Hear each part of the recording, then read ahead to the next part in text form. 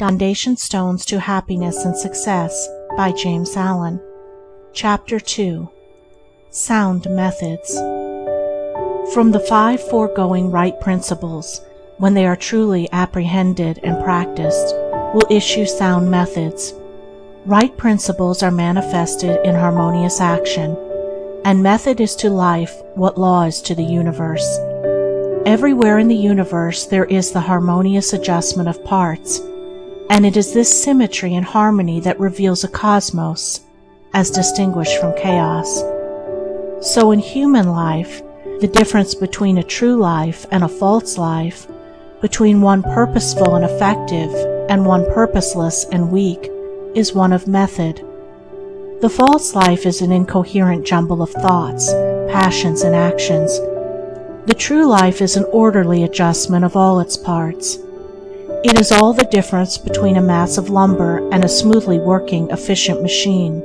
A piece of machinery in perfect working order is not only useful, but an admirable and attractive thing.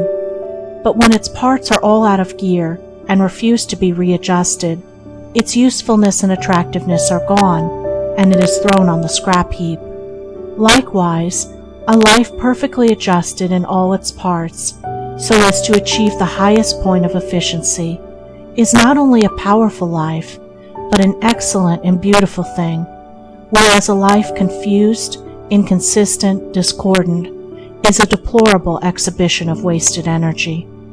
If a life is to be truly lived, method must enter into and regulate every detail of it, as it enters and regulates every detail of the wondrous universe of which we form a part. One of the most distinguishing differences between a wise man and a foolish man is that the wise man pays careful attention to the smallest things, while the foolish man slurs over them or neglects them altogether. Wisdom consists in maintaining things on their right relations, in keeping all things, the smallest as well as the greatest, in their proper places and times.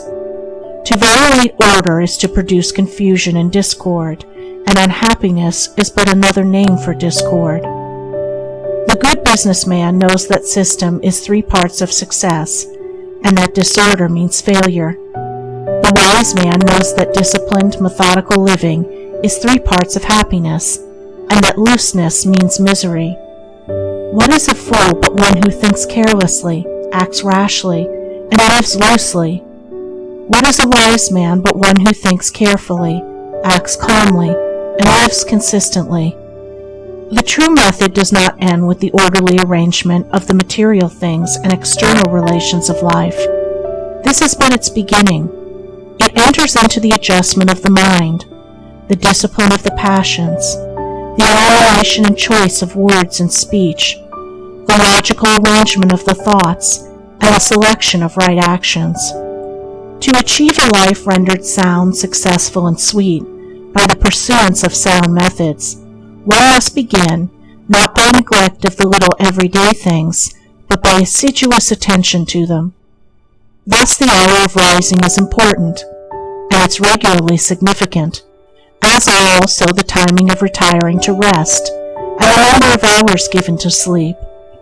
Between the regularity and irregularity of meals, and the care and carelessness in which they are eaten, is all the difference between good and bad digestion, with all that this applies, and an irritable or comfortable frame of mind, with its train of good or bad consequences.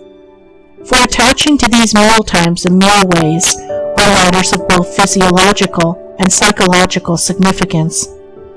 The due division of hours for business and for play, not confusing the two.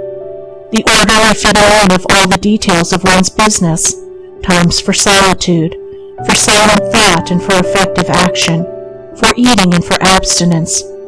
All these things must have their lawful place in the life of him whose daily round is to proceed with the minimum degree of friction, who is to get the most usefulness, influence, and joy out of life. But all this is but the beginning of that comprehensive method which embraces the whole life and being.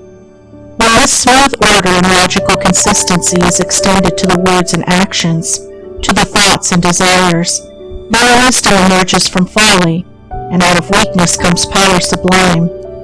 When a man so orders his mind as to produce a beautiful working harmony between all its parts, then he reaches the highest wisdom, the highest efficiency, the highest happiness. But this is the end, and he who would reach the end must begin at the beginning. He must systematize and render logical and smooth the smallest details of his life, proceeding step by step toward the finished accomplishment.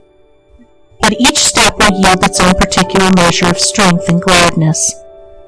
To sum it up, method produces that smoothness which goes with strength and efficiency. Discipline is method applied to the mind. It produces that calmness which goes with power and happiness. Method is working by rule. Discipline is living by rule. But working and living are not separate. They are but two aspects of character, of life. Therefore, be orderly in work, be accurate in speech, be logical in thought. Between these and slovenliness, inaccuracy and confusion, is the difference between success and failure, music and discord, happiness and misery. The adoption of sound methods of working, acting, thinking, in a word, of living, is the surest and safest foundation for sound health, sound success, sound peace of mind. The foundation of unsound methods will be found to be unstable, and to yield fear and unrest, even when it appears to succeed. And when its time of failure comes, it is grievous indeed. End of chapter 2.